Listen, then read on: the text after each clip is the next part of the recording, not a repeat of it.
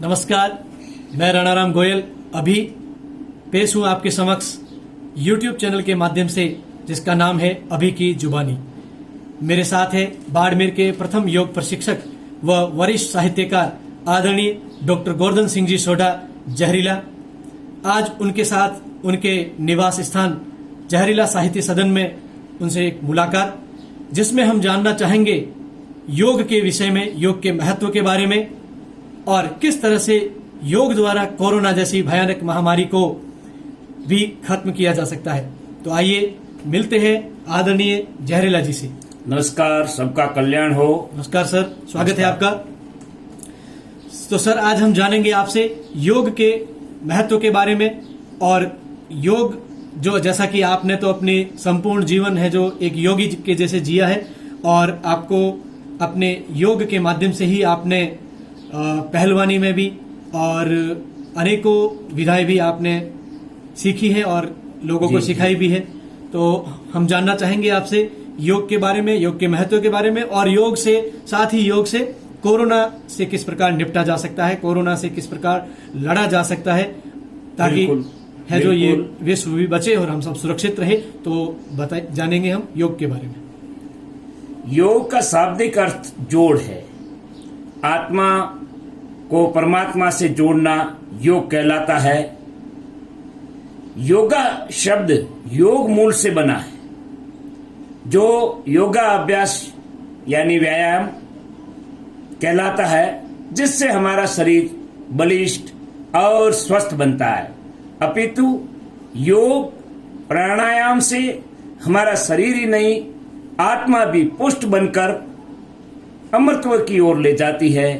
तो फिर भला कोरोना जैसी महामारी पर हम निजात क्यों नहीं पा सकते? अगर विधिवत और नियमानुसार योग किया जाए तो ऐसी लाइलाज बीमारियां पीठ दिखाती हुई भागती हुई नजर आएगी और मानव का कल्याण हो जाएगा। मानव के ऊपर कोई भय का आडंबर नहीं रहेगा। बिल्कुल सर। आज इस विषय पर कुछ महत्वपूर्ण जानकारियां देना चाहूंगा, जो मानव कल्याण के लिए अचूक औषधि बन सके। यह विद्या शिव कथित है। योगेश्वर कृष्ण भगवान ने भी इस विषय को बारीकी से समझाया है। वही नाथ संप्रदाय की योग साधना भी जगत के लिए अनुपम भेंट बनी है।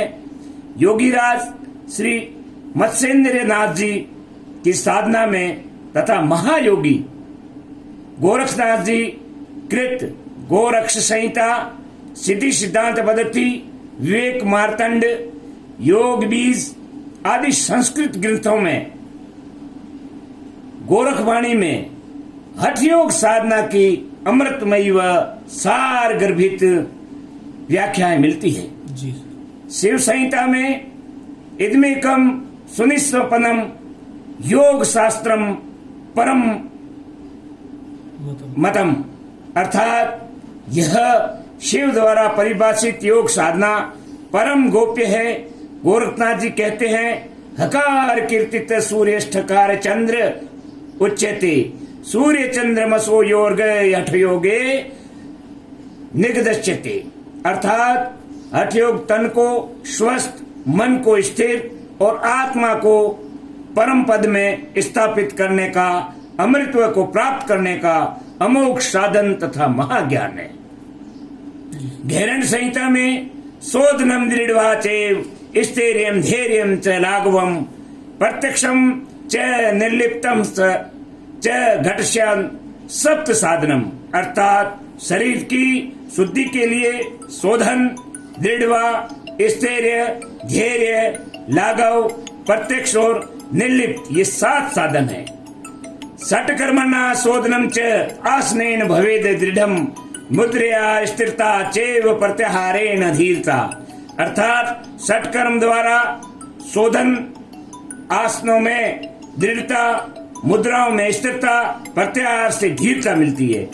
प्राणायाम लाघवम च ध्यानात्मम प्रेक्षण समात्मतनी समाधि नाम निर्लिप्तम च मुक्तिरेव न संशय, अर्थात प्राणायाम से लाघव, ध्यान से ध्येय, तथा प्रत्यक्ष दर्शन तथा समाधि द्वारा निर्लिप्त अनासक्ति का विधान है। अतः योग साधना से मुक्ति स्वरूपा व स्थायी प्राप्ति होती है। हमारा शरीर ब्रह्मांड कहा जाता है।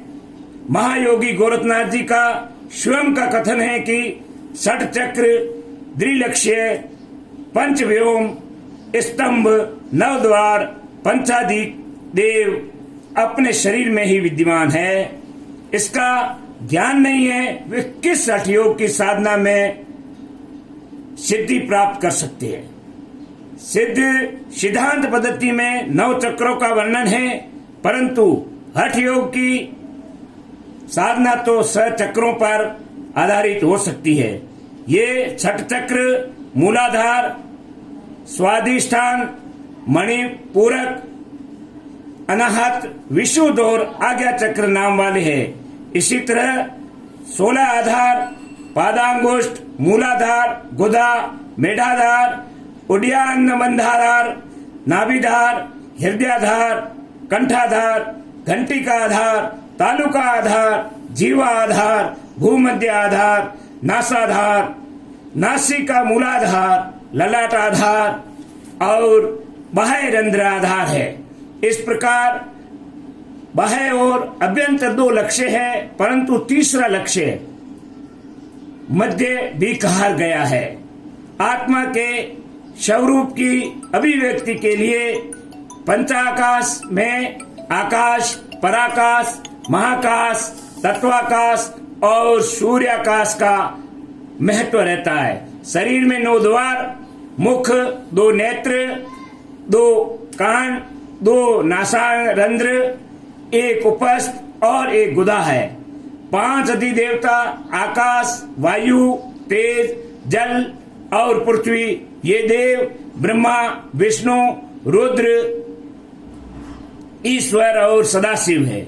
योग में इन तत्वों का ज्ञान होना आवश्यक है। बिना ज्ञान व गुरु के सफलता मिलना कठिन व दुष्प्राय है।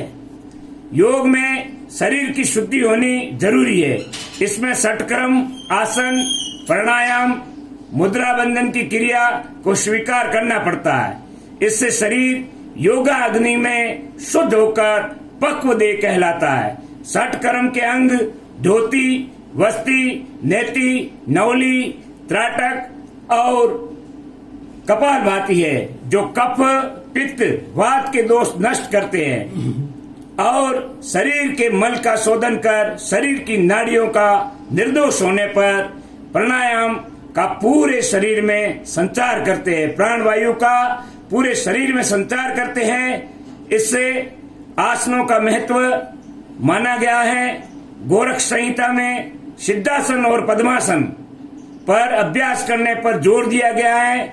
महर्षि पतंजलि ने भी यही 2 आसन प्रमुख बताए हैं। आसनों से शारीरिक और मानसिक रोग तथा प्राणायाम से पाप नष्ट होते हैं।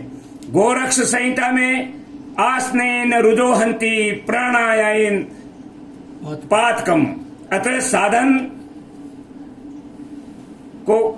साधक को बद्ध पद्मासन में आशित होकर चंद्र नाड़ी ईडा से प्राण सांस को भीतर भरना पूरक कहलाता है। प्राण को रोकना कुंभक कहलाता है। वह सूर्य नाड़ी पिंगला से वायु को बाहर निकालना रेचक कहलाता है। अर्थात दाहिनी नासिका द्वार से सांस भरिए, सांस अंदर रोकिए और बाईं नासिका द्वार से वायु छोड़िए। इसमें जितना समय सांस भरने में और वायु निकालने में लगता है, उसके आधा समय अंदर सांस रोकने में लगाना चाहिए। प्राण साधना में नाड़ियां शुद्ध होने पर नाद श्रवण द्वारा परमात्मा चिंतन में साधक तत्पर हो जाता है। इसे योग समझ सकते हैं और आत्मा का परमात्मा से मिलन भी समझ सकते हैं। योग प्राणायाम विधि विधान से करने पर ही शारीरिक, मानसिक और आध्यात्मिक फायदे मिलते हैं। मगर शारीरिक व्यायामों व योगासनों से हमारा शरीर अवश्य निरोगी होता है। अतः इसे नियमित करने चाहिए। योगिक क्रियाएं जानकर या गुरु से परामर्श लेकर करने चाहिए। अंत में इतना ही कहूंगा, योग प्राप्ति का संयोग दुर्लभ तो नहीं है, इससे निरंतर अभ्यास से प्राप्त किया जा सकता है। योग तो योग है, इस पर खरा उतरना ईश्वरीय संयोग है। योग माया की जय, भारत माता की जय। बहुत खूब। ये थे हमारे आदरणीय डॉक्टर गोवर्धन सिंह जी सोडा जहरीला, जिन्होंने आपने बताया किस तरह से योग को किया जाना चाहिए, कितने प्रकार के योग होते हैं और किस योग में क्या होता है, और साथ ही बताया कि योग करने से हम कैसे स्वस्थ रह सकते हैं और किस तरह से कोरोना जैसी भयानक महामारी से भी बचा जा सकता है। तो आइए हम प्रण लेते हैं कि इस लॉकडाउन में घर पर बैठे सुबह या शाम जब भी हमें समय मिले तो हम अपने शरीर को और मन को स्वस्थ रखने के लिए योग करें, योग अपनाएं और शरीर को स्वस्थ रखें और कोरोना जैसी महामारी को दूर भगाएं। नमस्कार। एक बार पुनः आपका विश्व का कल्याण हो, सभी निरोगमय रहे।